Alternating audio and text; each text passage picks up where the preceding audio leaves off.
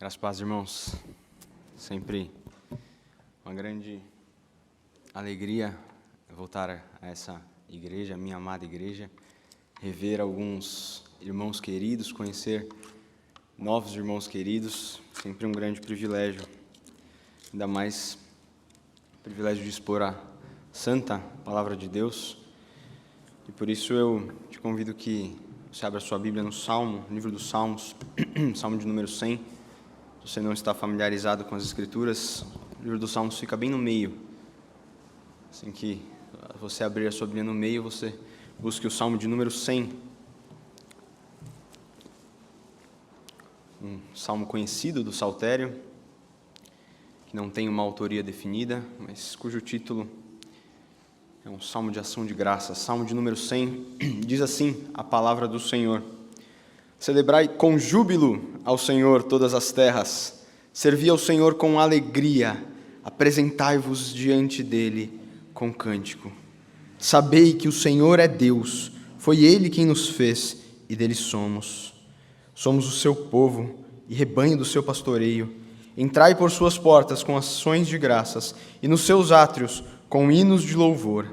Rendei-lhe graças e bendizei-lhe o nome, porque o Senhor é bom e a sua misericórdia dura para sempre, e de geração em geração a sua fidelidade. Vamos orar mais uma vez? Senhor, dá-nos graça agora que nos colocamos diante da tua santa palavra, Senhor. Reconhecemos as nossas incapacidades provenientes do nosso pecado, Senhor, mas pedimos que o Senhor nos abençoe, que por meio do teu Santo Espírito, da iluminação e capacitação que só provém do teu Santo Espírito, nós possamos compreender as profundas maravilhas da Tua Palavra, Senhor, e assim sermos encorajados por ela, sermos confrontados, mas também confortados, para que nós possamos viver adequadamente a nossa vida, em conformidade com aquilo que o Senhor mesmo espera de nós. Pedimos estas coisas por intermédio do nosso Senhor e Salvador Jesus Cristo, em nome de quem oramos. Amém. Meus irmãos, nós estamos cercados por convocações. Talvez você já tenha reparado isso. Nós somos frequentemente chamados a cumprir com exigências e compromissos. A gente está em ano de Copa do Mundo, 2022, Copa do Mundo, no Catar, no fim do ano, e alguns aguardam ansiosamente pelo dia em que o treinador da seleção brasileira convocará os 26 representantes da nação, aqueles que bravamente brigarão pelo hexacampeonato brasileiro, mas se você anseia pela convocação, eu preciso te dizer que você não vai ser convocado. Alguns anos atrás eu esperava em 2022 ser convocado para a Copa do Mundo, mas hoje eu sei que eu certamente estarei excluído dessa convocação. Quando nós, homens, completamos 18 anos, nós somos convocados ao alistamento militar. As mulheres, por sua vez, estão excluídas dessa convocação, e até certo momento, alguns homens e mulheres estavam excluídos até da convocação eleitoral, de escolher os representantes do seu país. Hoje não mais. Daqui a alguns meses, todos nós que temos mais de 18 estamos convocados para escolher os nossos representantes. Algumas convocações podem ser um tanto quanto desagradáveis para alguns. Pense, por exemplo, numa convocação para uma guerra. Você é convocado para guerrear pelo seu país. O simples fato de o seu país estar em guerra já traz um tanto de desgosto para essa convocação. Há quem se desgoste de ser convocado, por exemplo, para ser mesário nas eleições, sente uma preguiça, sente um pouco de indisposição para tal tarefa. Por outro lado, há convocações pela qual ansiamos. Talvez a convocação para aquele concurso que você prestou há algum tempo, a convocação do vestibular que você fez e estudou tanto, talvez a convocação para aquele emprego para o qual você aplicou recentemente. Nós estamos cercados de convocações. Para onde nós formos, nós somos convocados. E não é diferente com as Escrituras. Neste salmo, meus irmãos, nós vemos uma convocação que, diferente de todas essas que eu mencionei, é global. Homens, mulheres, crianças e crianças com mais idade, todos estão incluídos nessa convocação, todos são convocados a uma convocação que não é nem um pouco enfadonha, não é nem um pouco pesarosa, mas é alegre e prazerosa. uma convocação pela qual nós ansiamos ardentemente, uma convocação que nós, que estamos aqui nessa noite, estamos respondendo. Esta convocação abrange toda a terra, eu, você, todos os homens, todos que estão por aí, todos somos convocados a celebrar ao Senhor. Esse é o tema da nossa mensagem essa noite. Nós somos convocados a celebrar ao Senhor. Há uma estrutura um tanto quanto lógica no livro dos Salmos, meus irmãos. Ele foi, apesar de ter sido composto por diversos autores, apenas a história e os estudiosos concordam que um único homem foi o responsável por compilar todos estes salmos e colocá-los no seu devido lugar, né? O Salmo 100 não está à toa no lugar do Salmo 100, bem como o Salmo 133 não está à toa no lugar em que ele está. Este salmo que nós lemos nessa noite, ele, por sua vez, é parte de uma pequena sessão que se inicia no Salmo 95, uma sessão que celebra de modo bem especial o reino e o reinado do Deus de Israel. Este salmo está concluindo essa sessão, e essa ideia não era distante a uma nação que por muitos anos de sua história foi regida por um regime monárquico. Davi foi e é o rei mais conhecido de Israel, mas se para Israel não seria estranho reconhecer Deus como o Rei dos Reis, talvez para outras nações isso fosse um tanto quanto estranho. Eles tinham os seus deuses, os seus próprios deuses pagãos. Não obstante, meus irmãos, estes salmos, de 95 a 100, convocam todos a reconhecerem o reinado soberano do Deus de Israel. Com isso, nós veremos essa noite que nós também somos convocados a celebrar ao Senhor, a celebrar o reinado do Senhor. E, portanto, na primeira parte do nosso sermão nessa noite, sirvamos a Ele alegremente, porque Ele é o nosso Deus. Essa é a verdade que nós encontramos nos versos de 1 a 3. E os três verbos que estão aqui conjugados no imperativo, eles são complementares um ao outro. Celebrai, servi e apresentai. O primeiro deles anuncia essa convocação global da qual eu falava no início. Toda a terra deve celebrar alegremente ao Senhor. Literalmente, toda a terra deve cantar forte ao Senhor. É uma exultação. É mais do que um simples canto. É mais do que um simples impostar de vozes. É um canto forte. É uma celebração. É uma exultação. O que pode soar um tanto quanto estranho quando a gente considera que é uma celebração por toda a terra. Afinal, é claro que o povo de Israel celebraria o seu Deus. Eles não teriam problema em reconhecê-lo como o seu Deus e muito menos de se reunir para adorá-lo como tal. Inclusive, nós vemos na história da nação israelita uma série de festas instituídas pelo próprio Deus para que o povo se reunisse sempre ali em Jerusalém, sempre nos arredores do templo, para celebrá-lo, para exultar, para fazer soar esse canto forte. Mas as outras nações talvez não vissem a coisa a partir dessa ótica. Elas tinham os seus próprios deuses falsos, a quem prestavam o seu culto pagão e de quem esperavam proteção e auxílio em sua vida. E é justamente por esse motivo, meus irmãos, é justamente por esse motivo que o Salmo trazia ao povo de Israel um lembrete missionário.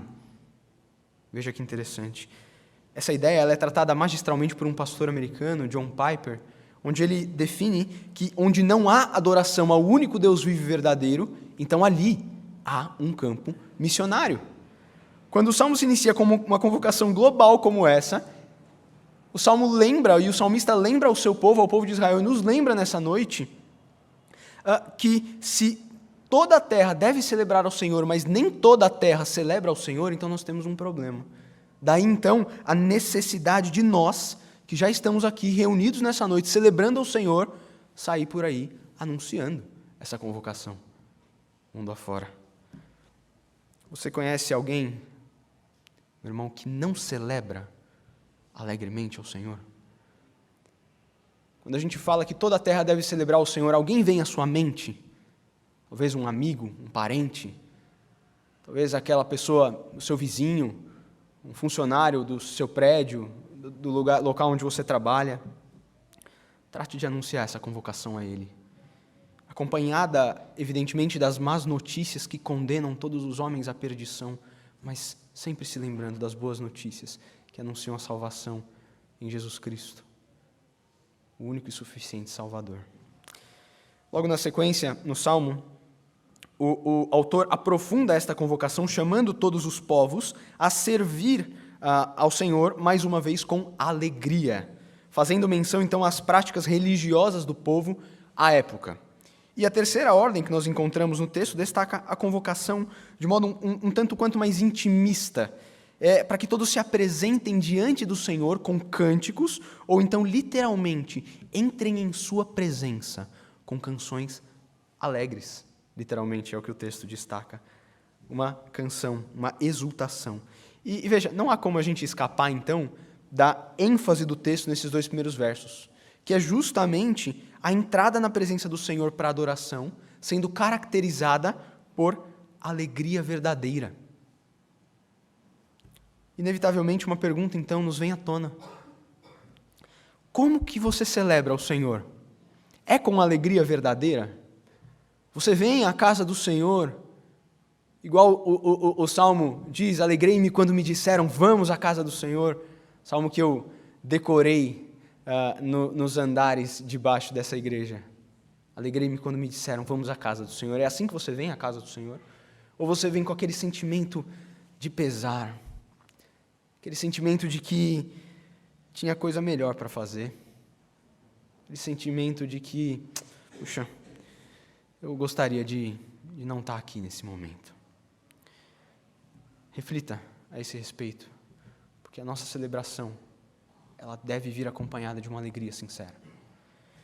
Mas a nossa adoração, apesar de alegre e sincera, ela nunca deve estar divorciada de algo muito importante que o verso 3 do texto nos apresenta como sendo a razão para o louvor: o nosso conhecimento acerca de Deus.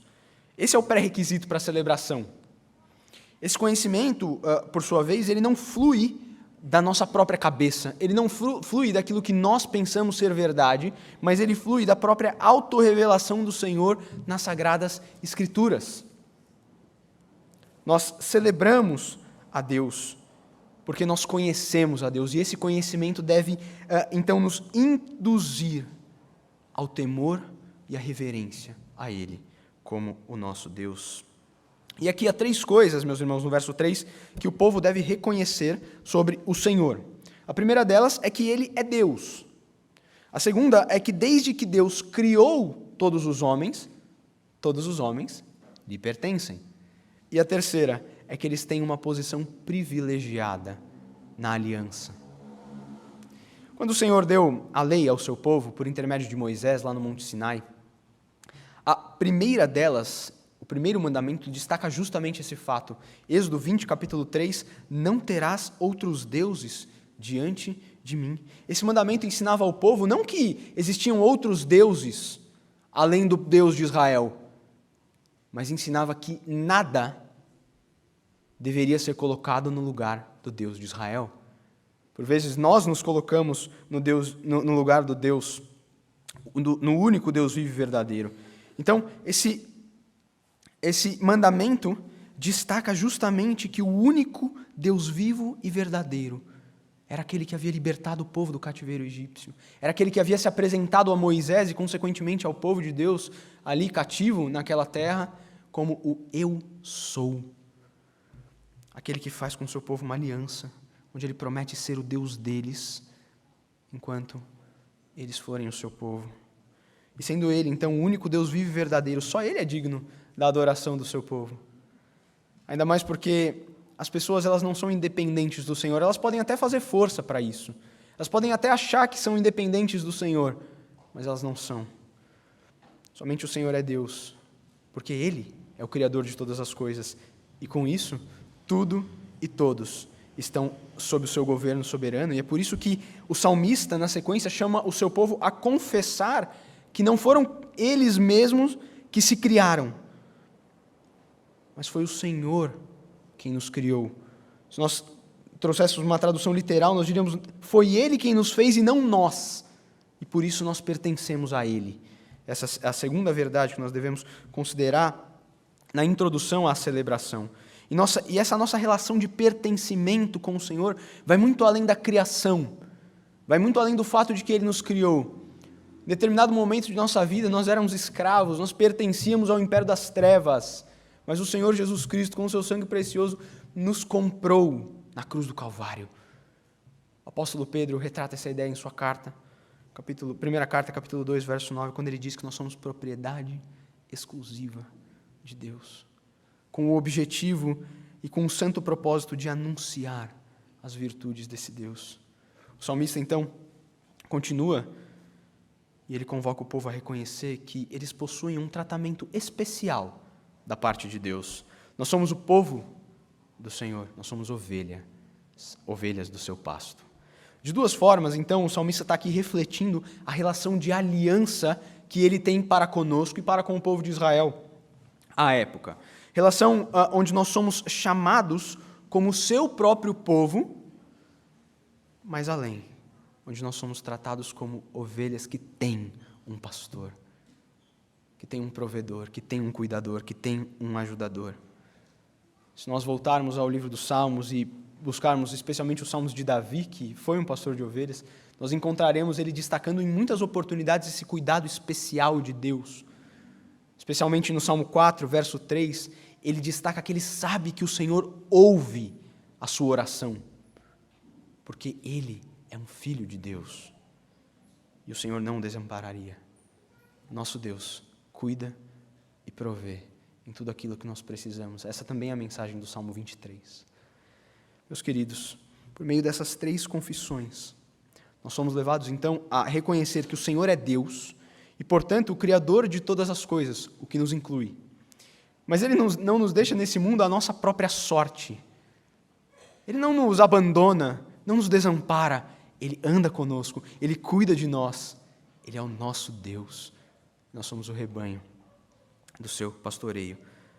Nós não estamos sob a proteção do acaso, como canta a banda Titãs. Não. Nós estamos nas mãos ternas e poderosas de Jesus Cristo, que foi o intermediário da criação e que, segundo o autor aos Hebreus destaca, sustenta todas as coisas pela palavra do seu poder. E veja, no exato momento em que nós reconhecemos que o Senhor é Deus, que Ele nos criou e que Ele é o nosso pastor, só nos resta uma resposta: é irromper em júbilo, é irromper nesse canto forte para o qual o Salmo nos convoca, ou pelo menos nós deveríamos. Sabe o que a gente aprende, meus irmãos? Com essa relação confessional que antecede a celebração, primeiro é que nós não podemos cantar qualquer coisa. Há muitas músicas por aí que não condizem com aquilo que as Escrituras afirmam, que não condiz com aquilo que o próprio Deus revelou acerca de si mesmo. Então, e por isso nós não devemos considerar essas músicas, nós devemos descartá-las, elas não servem para nós. Mas nós aprendemos mais.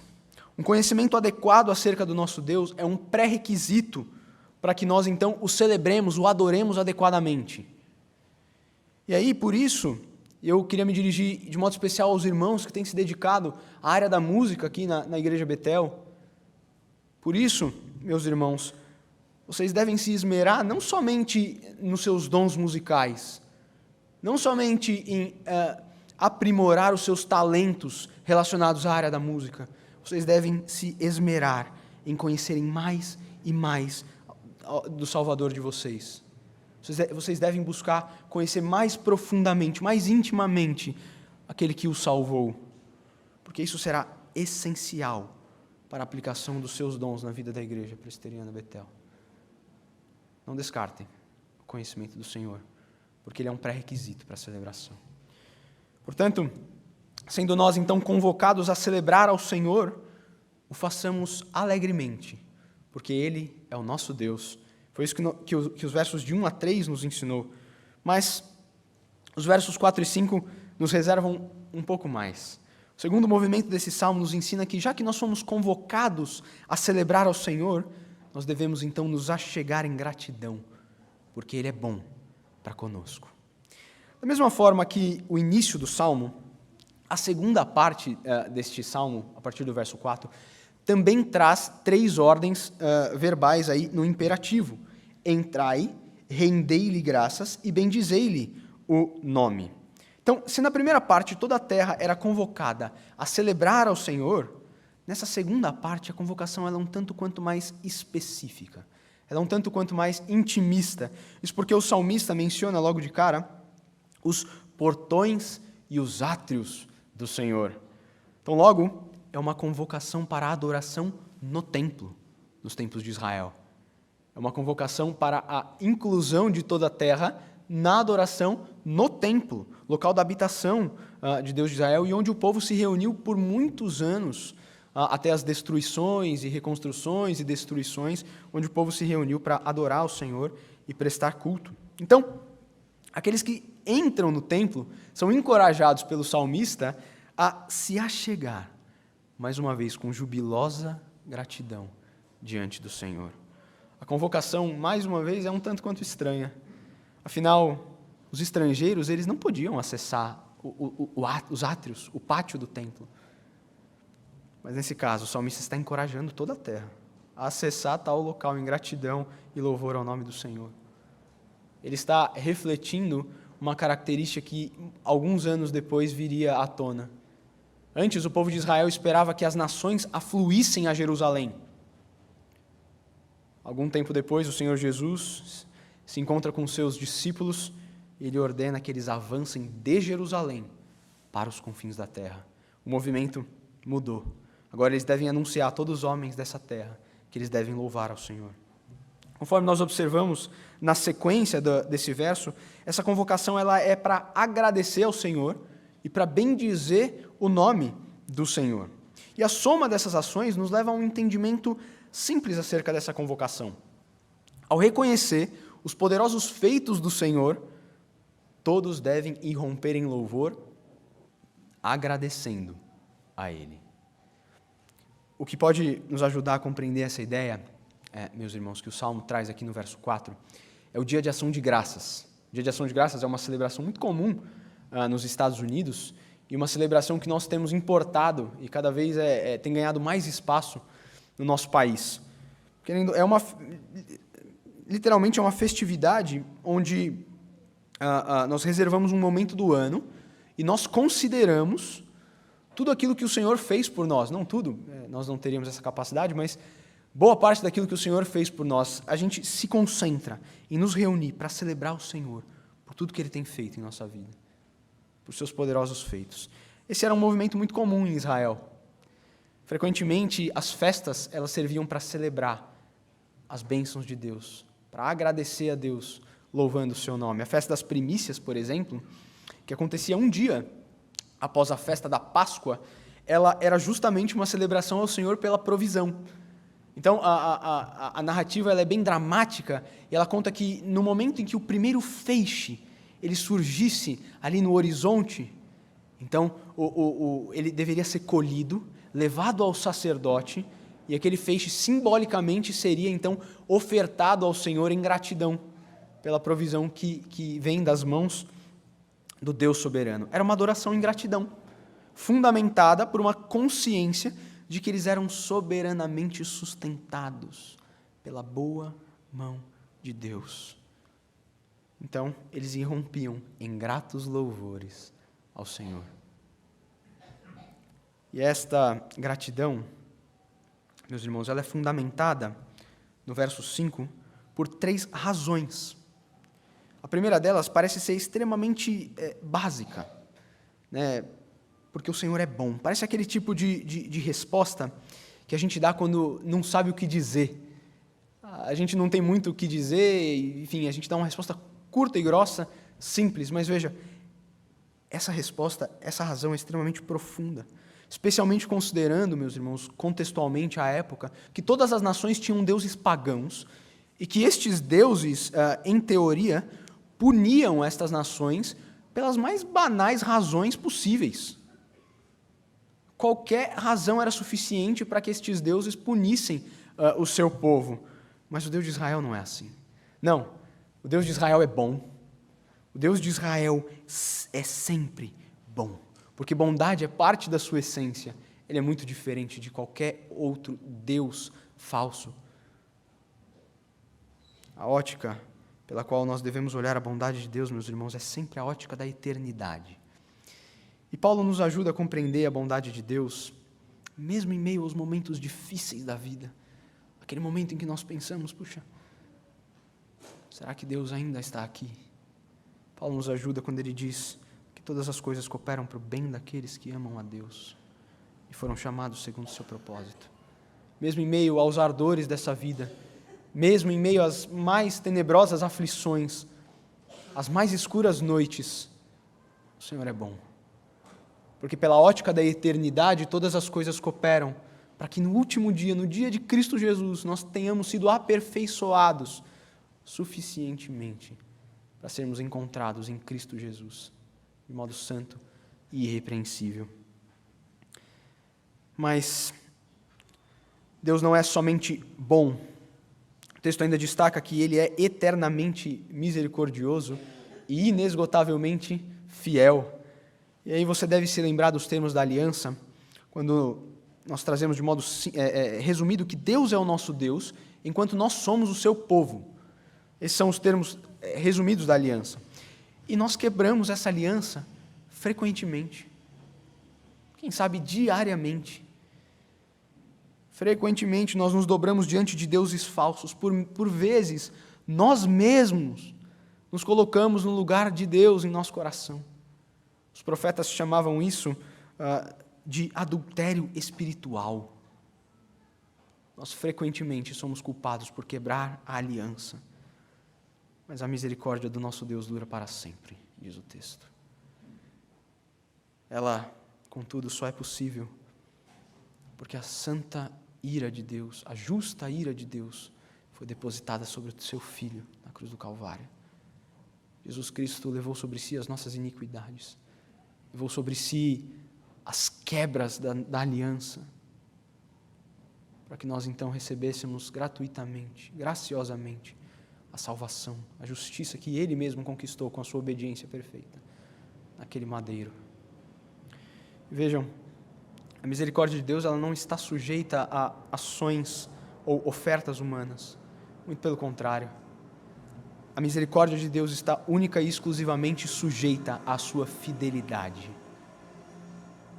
E diz o salmista, Deus é eternamente fiel. Ele jamais quebrará a sua promessa a nós, ainda que nós a quebremos. Leia o livro de Oséias, e você verá essa maravilhosa notícia do Deus que não pune o seu povo conforme o seu povo merece, mas misericordiosamente por conta da sua fidelidade, por conta da sua promessa de que amaria o seu povo com amor eterno. Em Cristo Jesus, o Senhor tem compaixão de nós. Ele jamais quebrará a sua promessa. Se Ele prometeu ser o nosso Deus, Ele o será para sempre. Que bondade é essa? Que amor é esse? Questiona o apóstolo Paulo em sua carta aos Romanos, capítulo 5, versos 7 e 8. Ele diz, dificilmente alguém morreria por um justo, pois poderá ser que pelo bom alguém se anime a morrer. Olha, é difícil alguém morrer pelo justo, mas é capaz. Verso 8, mas Deus prova o seu próprio amor para conosco, pelo fato de ter Cristo morrido por nós, sendo nós ainda pecadores. Que amor é esse? Se na primeira parte o salmista apresentara as verdades que nós precisamos reconhecer para celebrar, nesse verso ele constata essas profundas verdades, essenciais do nosso Deus, que devem fazer o nosso coração arder em adoração. Nosso Deus é bom, sua misericórdia é eterna, sua fidelidade dura para sempre. Qual a nossa resposta? Adoração, alegre exultação, é um canto forte. A bondade, o amor e a fidelidade de Deus apresentam a nós, nessa noite, um bom motivo para nós estarmos aqui e celebrarmos a Ele com gratos louvores que fazem o nosso coração transbordar. Mas há um último aspecto para nós considerarmos, que nós já observamos, mas que, somados a estes atributos de Deus, se tornam um tanto quanto mais interessantes. Isso porque as promessas da aliança, elas estão aqui sendo estendidas para além de Israel. elas estão sendo estendidas para outras nações. O próprio Deus havia prometido a Abraão que, por meio dele, todas as famílias da terra seriam abençoadas. E outros povos têm experimentado da bondade, misericórdia e fidelidade de Deus. Nessa manhã, lá na igreja do Tucuruvi, nós recebemos o reverendo Paulo Serafim. Sei que ele esteve por aqui há algum tempo também. Nós ouvimos da bondade, da misericórdia e da fidelidade de Deus sendo anunciada aos guineenses, por exemplo. Se você que está aqui nessa noite, assim como eu, não é de uma descendência judaica, você também tem experimentado da bondade, misericórdia e fidelidade de Deus que atinge toda a terra, que atinge as outras nações além de Israel. E eis-nos aqui, meus irmãos, então, celebrando ao Senhor, porque Ele é o nosso Deus, porque nós somos o seu povo e porque Ele é bom para conosco. Mas, veja, o que nós temos aqui é somente um gostinho, é só uma sombra do que um dia nós teremos, do que um dia virá. João nos conta que ele viu e ouviu uma grande e jubilosa celebração. Ele registrou isso lá no livro de Apocalipse, onde ele fala sobre as visões que ele teve. Lá no capítulo 19 ele nos diz sobre essa grande e jubilosa celebração. Então, canta forte aqui por aqui, mas guarda a garganta também. Olha o que João diz, capítulo 19, verso 6. Então, ouvi uma como voz de numerosa multidão, como de muitas águas e como de fortes trovões, dizendo: Aleluia! Pois reina o Senhor nosso Deus, o Todo-Poderoso. Alegremo-nos, exultemos e demos-lhe a glória, porque são chegadas as bodas do Cordeiro, cuja esposa a si mesma já se ataviou. A esposa somos nós, o povo de Deus. Pois lhe foi dado vestir-se de linho finíssimo, resplandecente e puro, porque o linho finíssimo são os atos de justiça dos santos. Então me falou o anjo: escreve, bem-aventurados aqueles que são chamados à ceia das bodas do Cordeiro. As bodas do Cordeiro. A grande celebração da eternidade, quando todo povo, língua e nação estará reunido para alegremente cantar forte ao nome do Senhor. Eu espero vê-lo por lá, para que nós juntos, junto de toda a terra, nós possamos obedecer plenamente essa convocação de celebrar jubilosamente ao nosso Senhor. E preste atenção numa coisa. Se você não se agrada de estar junto do povo de Deus aqui, nessa terra, por que então você se agradaria de estar junto do povo de Deus no céu? Se para você é desgostoso cantar alegremente ao Senhor nos domingos aqui na Igreja Presbiteriana Betel, por que seria jubiloso para você cantar alegremente ao Senhor nas avenidas do céu? Meu irmão, não há nada nessa terra que seja mais sublime, mais valioso do que estar reunido com a família da fé, em adoração ao nosso Deus, em adoração ao nosso Redentor. Não troque isso por jogo de futebol. Não. Não troque por uma tarde no parque. Não troque por um show da banda que você gosta. Não troque isso por horas a mais de descanso. Por um cochilinho. Não troque isso para cozinhar. Não troque isso para estudar para a prova de segunda-feira. Não troque isso para terminar o projeto que você precisa tanto. Não troque isso por nada. Não há nada mais sublime, não há nada mais valioso na face da terra, não há nada mais impressionante acontecendo neste momento, nesse mundo caído, do que o povo de Deus reunido para celebrar o nome do Senhor. Não troque isso por nada, porque não há nada que se compare a isso nessa terra.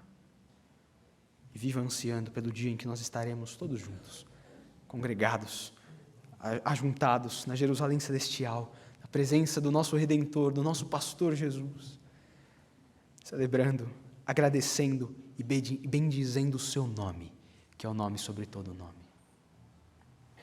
Concluindo então, nós vimos nessa noite, nós fomos convocados pelo Senhor para celebrá-lo.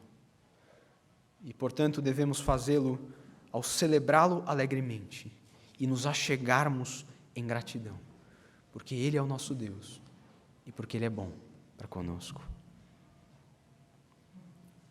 Você tem contado as bênçãos? Diz o cântico: conte-as, diga todas de uma vez, e verá surpreso quanto Deus já fez. O que Deus fez e tem feito por você que pode levá-lo a irromper em louvores por Ele? Lembre-se, esse salmo convoca toda a terra a celebrar ao Senhor em gratidão por Ele ser quem Ele é. Eu tenho certeza que vocês possuem muitas razões para celebrar ao Senhor. Daqui de trás, nessa noite, eu vi diversas. E eu vou dar 2 exemplos. O primeiro deles, uma pequena foi incluída na família da fé, por meio da obra sacrificial de Cristo Jesus. Ela foi batizada, e por meio dos termos da aliança, agora ela é parte dessa família da fé. Agora nós esperamos e diligenciamos para que um dia, na história dela de vida, ela publicamente venha à frente mais uma vez e professe a sua fé voluntariamente. Esse é um grande motivo para você celebrar e agradecer ao Senhor. Um segundo motivo: nós estamos aqui reunidos de modo especial para celebrar os 8 anos em que o grupo de cânticos dessa igreja se reorganizou e tem servido ao Senhor com seus dons e talentos. O Senhor tem concedido a estes irmãos tais dons. O Senhor tem concedido a estes irmãos tais dons para que eles possam conduzi-los na adoração musical. E esse é um bom motivo para adorar o Senhor em gratidão. Celebrem ao Senhor por estas razões. Celebrem ao Senhor pelos dons desses irmãos. Celebrem ao Senhor com os dons desses irmãos. Que Deus assim nos abençoe. Vamos orar mais uma vez. Nós te louvamos, Senhor. Te louvamos porque, de fato, não merecíamos estar aqui. Te louvamos porque nós merecíamos, ao entrar em Tua presença, sermos consumidos pela Tua ira santa e justa. Mas que alegria, Senhor, que alegria saber que essa não é a nossa realidade, porque Cristo Jesus veio a essa terra, fez-se como um de nós, sofreu as nossas dores, viveu a corrupção deste mundo, soube e aprendeu a sofrer, de modo que Ele se compadece de nós. Que alegria, Senhor, é saber que agora, por intermédio do nosso Redentor, nós podemos nos reunir como povo Teu. Nós que antes éramos Teus inimigos, mas nessa noite, Senhor, nós nos assentamos à Tua mesa, nós celebramos com vinho e pão a redenção. Que alegria, Senhor, é saber que Tu tiveste misericórdia de nós. Tu nos amaste com amor eterno.